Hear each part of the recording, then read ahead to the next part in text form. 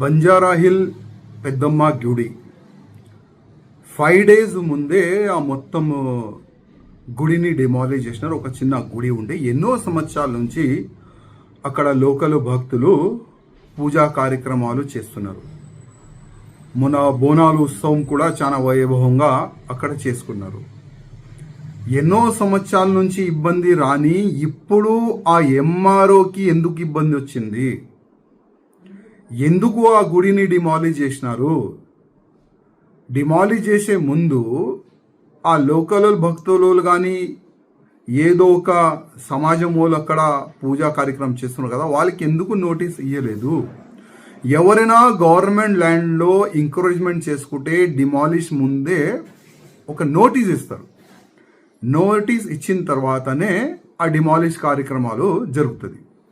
కానీ గుడి విషయం కానీ, మసీద్ ఇష్యూ కానీ, చర్చ్ ఇష్యూ కానీ అట్లాంటి ఇష్యూస్లో డైరెక్ట్ యాక్షన్ ఎప్పుడు కూడా జరగదు.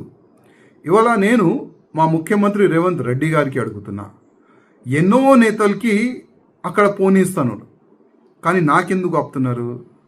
దాదాపు 4 days నుంచి ఒకటే ఒక టార్చర్. రాయసింగ్ నువ్వు ఇల్లవద్దు వస్తున్నారు, పోలీసు వాళ్ళు హౌస్ అరెస్ట్ చేస్తున్నారు, కేసులు పెడతాం, మాది పెడతాం, ఇది పెడతాం, మీ కార్యకర్తల మన కేసులు అవుతుంది, మీరు వెళ్తే మీ కార్యకర్తలు మీ ఎంబడి వస్తారు, వాళ్ళకి ఇబ్బంది అవుతుంది. ఈ విధంగా పోలీసు వాళ్ళు మాటలు మాట్లాడుతున్నారు.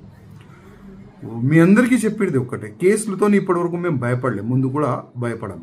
కానీ మా ఒక్క నివేదిక వచ్చి ఇష్యూ చేయాలే మా ఉద్దేశం లేదు. ఏ చేతు నుంచి మా గుడిని పలగొట్టినారో అదే చేతు నుంచి గుడి కట్టిస్తే చాలా బాగుంటుంది.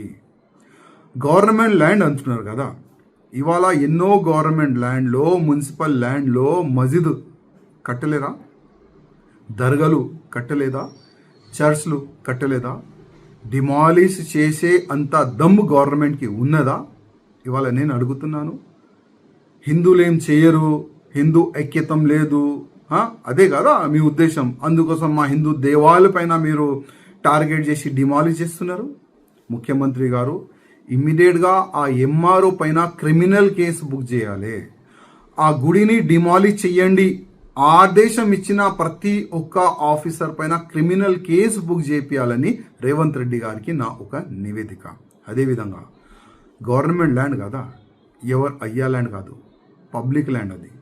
అదే ల్యాండ్లో ఒక 1000 గజాలు ల్యాండ్ భవ్యమైన గుడి కట్టడానికి రేవంత్ రెడ్డి గారు మీరు ఇవ్వాలని ఇవాళ హిందూ సమాజం కోరుకుతుంది, మేము కూడా కోరుకుంటున్నాం.